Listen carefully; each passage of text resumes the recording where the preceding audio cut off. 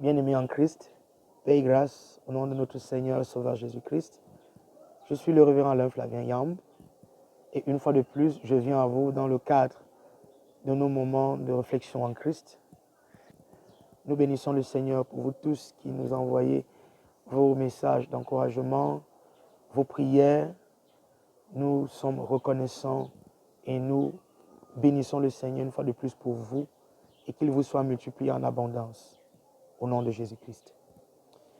Une fois de plus, nous allons poursuivre et nous allons tirer encore un autre thème qui, je crois, ma foi, est passionnant et qui fait beaucoup de polémiques dans le milieu chrétien. Donc, sans plus attendre, nous allons vous donner le thème « Plus de malédiction ». Alors, j'entends souvent dire dans beaucoup de milieux qu'un chrétien peut être maudit, qu'un chrétien est sous des liens, qu'un chrétien est sous des forces sataniques. Vous savez, le terme chrétien explique déjà tout d'entrée de jeu.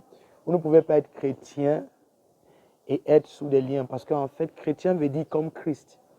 Ça veut dire, si un chrétien est sous des liens, ça veut dire que Christ lui-même est sous des liens.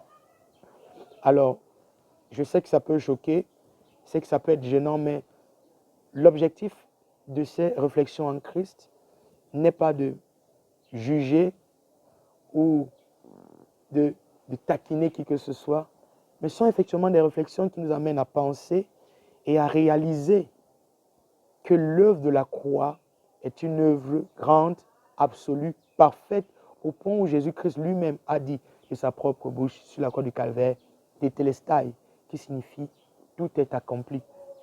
Alors, nous allons donc ouvrir aujourd'hui une fois de plus nos Bibles dans le livre de Galates chapitre 3 au verset 13. Nous allons ouvrir ensemble Galates chapitre 3 au verset 13 pour écouter une fois de plus ce que Saint Paul a à nous dire concernant les malédictions. Il est écrit au verset 13, « Christ nous a rachetés de la malédiction de la loi, étant devenu malédiction pour nous, car il est écrit, maudit est quiconque est pendu au bois. » Traduction Louis II. Christ nous a rachetés de la malédiction de la loi. Bien aimé, lorsque vous lisez ce texte, il a été rédigé, ça fait 2000 ans. Donc, il n'a pas été rédigé hier par Paul, mais il est rédigé, ça fait 2000 ans que Paul nous dit que Christ nous a rachetés de la malédiction de la loi. Voilà pourquoi la Bible dit que le peuple périt faute de connaissance dans Osée 4, verset 6. Parce que si nous ne connaissons pas ce que le Christ a accompli, il sera difficile pour nous, bien impossible, d'expérimenter les réalités en Christ.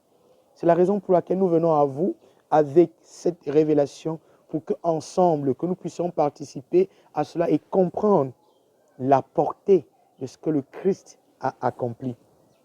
Donc il n'est pas dit que Christ va nous racheter, mais il est dit que Christ nous a rachetés. C'est un fait. Donc c'est une information que nous venons vous communiquer. Que vous le croyez ou pas, c'est un fait. Christ nous a rachetés de la malédiction de la loi. Comment? Étant devenu lui-même malédiction pour nous. Nous l'avons vu dans notre étude précédente que si un seul est mort, tous sont donc morts. Dans le livre de 2 Corinthiens chapitre 5 au verset 14 où Paul disait l'amour de Christ nous presse car nous estimons que si un seul est mort, tous sont donc morts et qu'il est mort pour tous afin que ceux qui vivent ne vivent plus pour eux-mêmes mais pour celui qui est mort et ressuscité pour eux. Ça c'est ce que nous avons vu et que nous avons appelé les mathématiques du salut. Alors, dans ce texte, nous devons comprendre que Jésus-Christ, une fois de plus, n'est pas seulement mort pour nos péchés, mais il est également mort afin que la malédiction n'ait plus effet sur nous. Et si sur la croix du calvaire, il a dit Tetelestai, c'est une réalité. Alors, nous allons voir une fois de plus dans le livre de l'apôtre Jean, évangile de Saint Jean, chapitre 1er, du verset 12 au verset 13, il est écrit, « Mais à tous ceux qui l'ont reçu, à ceux qui croient en son nom, elle a donné le pouvoir de devenir enfants de Dieu. » Verset 12.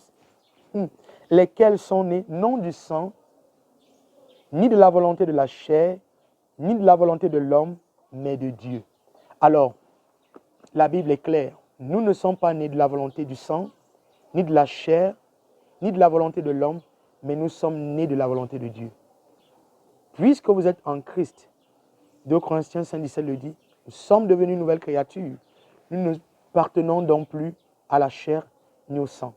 Donc, à partir de ces textes, plus de lien de sang, plus de malédiction générationnelle, parce que par l'œuvre de la croix, vous avez été coupés de tout cela. Nous prions. Père de grâce et de bonté infinie, merci parce que tu es devenu malédiction pour nous, afin qu'en toi, que nous puissions marcher loin de tout ce qui est maladie et maladie. Que ton nom soit béni, précieux Père, dès maintenant et à jamais. C'est au nom de Jésus-Christ que nous avons prié. Amen. Bien-aimés en Christ, Carré Shalom. À nous revoir très bientôt dans nos prochaines éditions. Bye bye.